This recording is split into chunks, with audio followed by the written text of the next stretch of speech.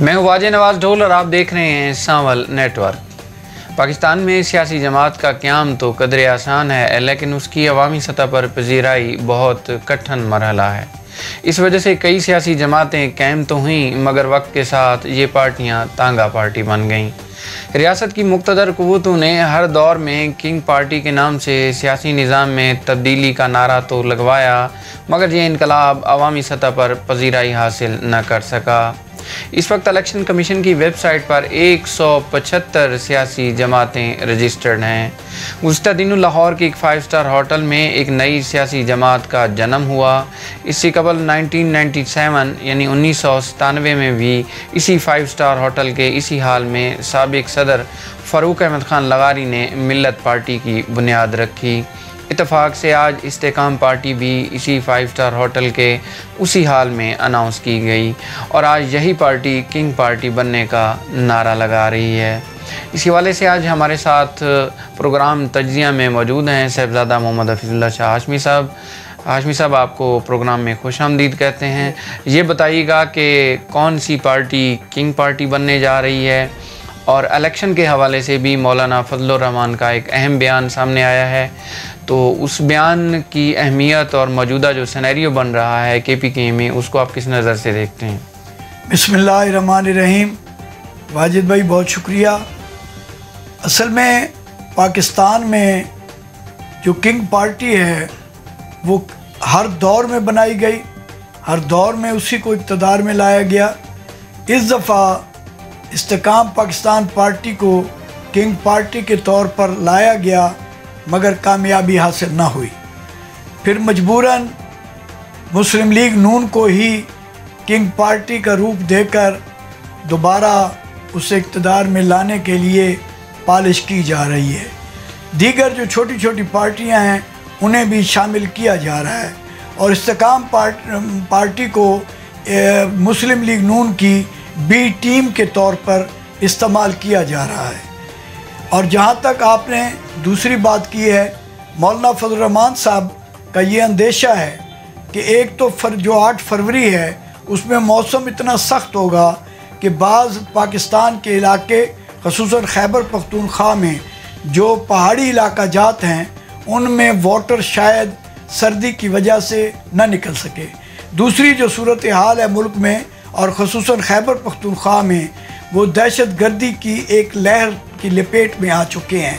तो उस दहशत गर्दी की वजह भी वो बयान कर रहे थे कि इस वजह से भी शायद ये हालात इस तरफ जा रहे हैं।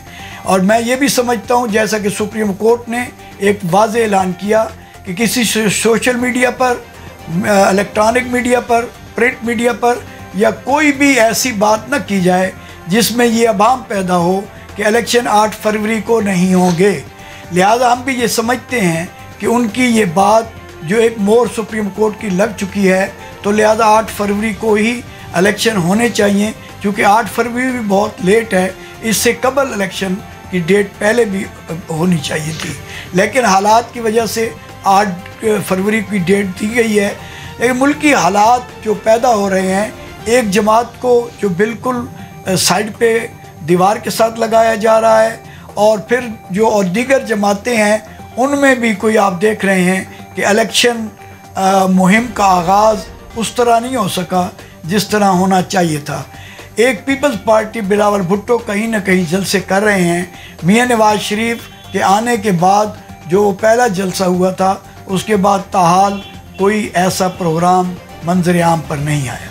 एक तो शाह साहब, हम खुद से ये नहीं कह रहे कि इलेक्शन हो रहा है या नहीं हो रहा। हमने एक कौमी सतह के लीडर हैं मौलाना फजलुर रहमान साहब, उनकी स्टेटमेंट उठाई है। देखा जाए तो वो जो शुमाली इलाका जाते हैं वहाँ पे जो दर्जा हरारत है वो मनफी की तरफ चला जाता है, तो उस वजह से जो है वहाँ काफ़ी मसाइल। और कल ही पाकिस्तान के जो मुसल्लह अफवाज हैं उनके काफ़िले पे दहशतगर्दों ने हमला किया है और शहादतें हुई हैं, तो ये एक मैटर तो मौजूद है। दूसरा, महंगाई ने भी जो है आवाम की कमर तोड़ कर रख दी है।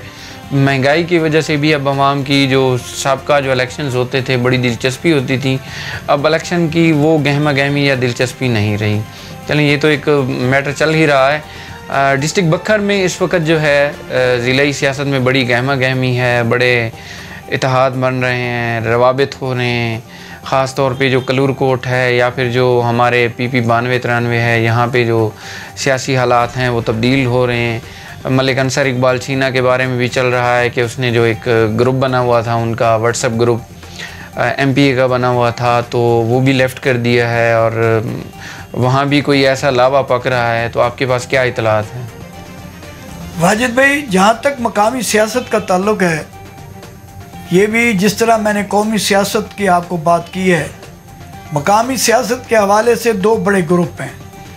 जो एक निवानी ग्रुप है, एक अवामी खिदमत महाज है। उन्होंने हर सूरत इलेक्शन लड़ना है। जो छोटे नीचे उनके जो छोटे ग्रुप हैं, वो हालात को देखते हुए अपना फ़ैसला करेंगे।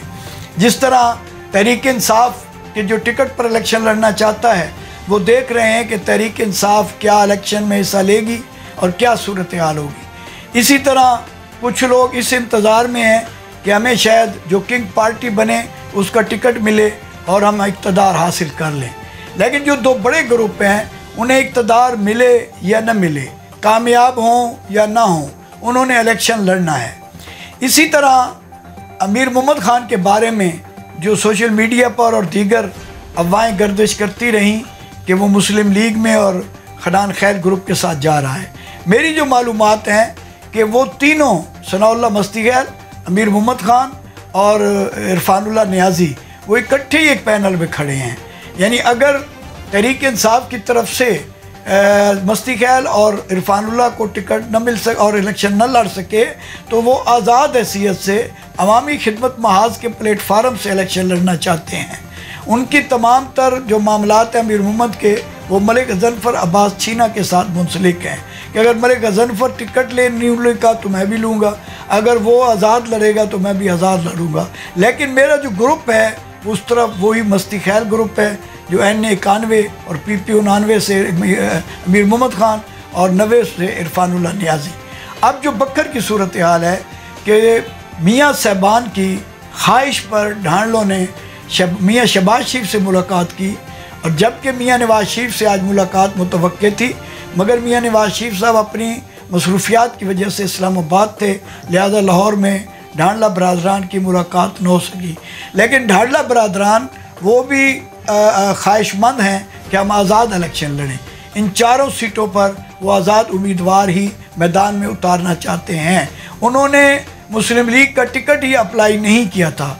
ये जब उनका नून लीग का इलेक्शन बोर्ड है, उन्होंने जब रिपोर्ट पेश की तो मियाँ बरादरान ने जब रिपोर्ट देखी तो उसमें दो ही उम्मीदवार थे, एक मजीद खान खनान खैर और एक उनका बेटा PP 99 से और NA 91, ये दो उम्मीदवार थे। तो मियाँ बरादरान ने ये ख्वाहिश ज़ाहिर की कि हमारी ढांडला बरादरान से मुलाकात कराई जाए, और ख़ुसूसन मियाँ नवाज़ शरीफ ने कहा कि मेरी ज़फ़रुल्लाह ख़ान ढांडला से मुलाकात करवाएं।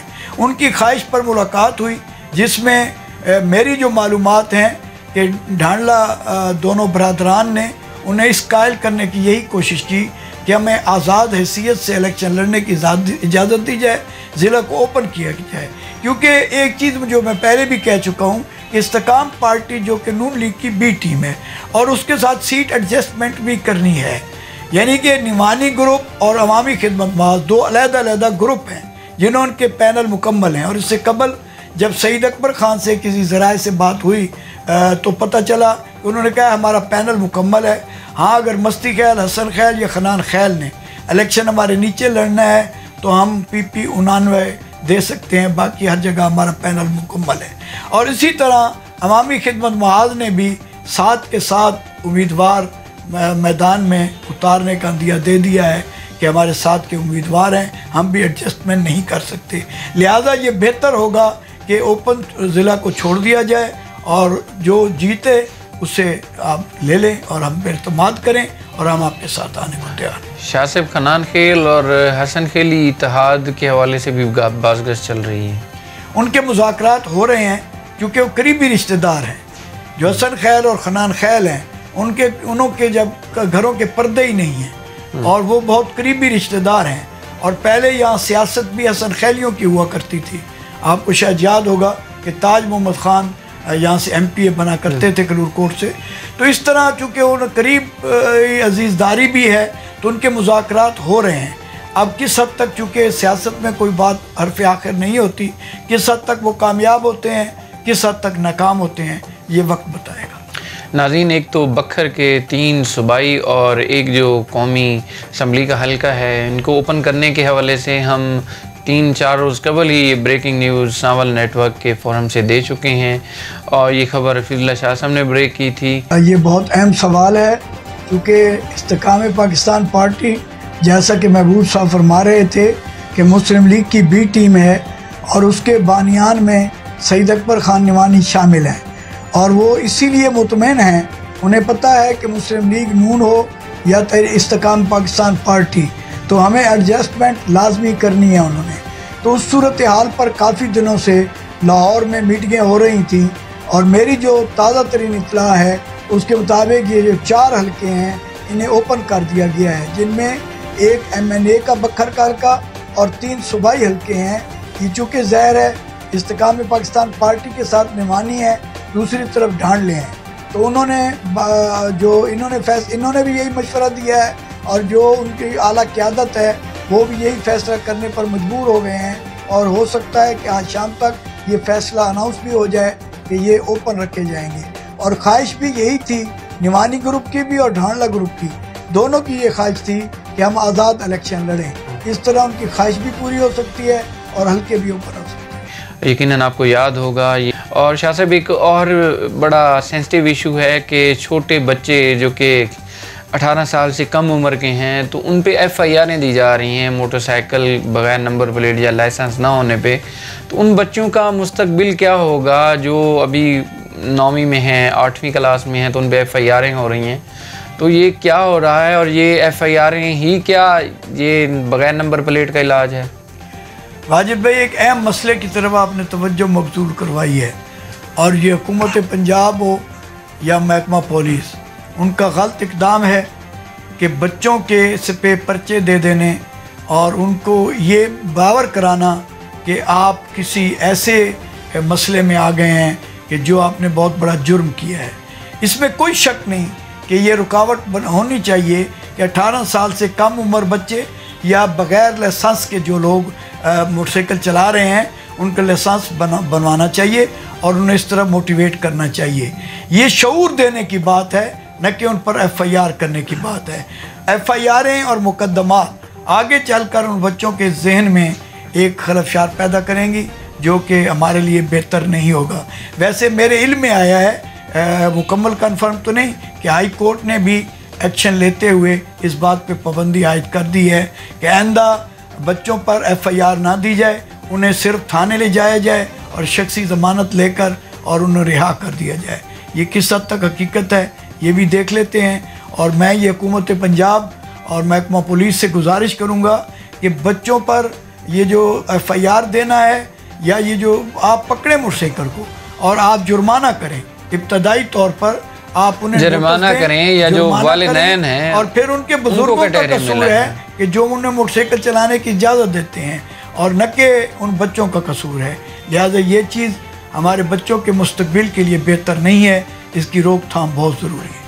जी नाज़रीन, DPO बखर से भी हम सांवल नेटवर्क के प्लेटफॉर्म से ये इल्तिमास करते हैं कि जो छोटे बच्चे हैं जो कि कोई 8वीं क्लास में है, कोई 9वीं में है, कोई 10वीं में है, उन पे ये जो FIR हो रही हैं ये इस बीमारी का मुस्तकिल इलाज ना है। इलाज तो ये है कि आप उनके अंदर अवेयरनेस पैदा करें, उन्हें बताएं या फिर जुर्माने करें या उनके वालिदैन तक ये मैसेज कन्वे करें, उनको कटहरे में लाएँ। अब जब एक छोटे बच्चे पे FIR इस उम्र में हो जाती है तो उसका जो एजुकेशनल रिकॉर्ड है वो इस FIR की वजह से जो है पूरी ज़िंदगी दागदार रहता है। जब भी वो कहीं जॉब के लिए अप्लाई करता है तो थाने से FIR निकल आती है, फिर वेरिफिकेशनें करवानी पड़ती हैं और फिर अदालतों में जाना पड़ता है और एक छोटे बच्चे को ज़मानत के लिए भी अदालत में पेश किया जाता है। तो मेरे ख़्याल में ये कोई मसले का हल नहीं है।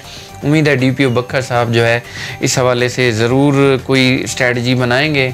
आज के प्रोग्राम में इतना ही हमने बताया कि मुल्की लेवल पे पॉलिटिक्स में क्या हो रहा है, ज़िली सियासत में कौन सी नई तब्दीली आने वाली है। तो इंशाल्लाह जो है आप सांवल नेटवर्क के साथ जुड़े रहें, आपको पल पल की खबरें देते रहेंगे। अपने मेज़बान वाजिद नवाज़ डोल को इजाज़त दीजिए। पाकिस्तान जिंदाबाद, पाक फौज पाइंदाबाद।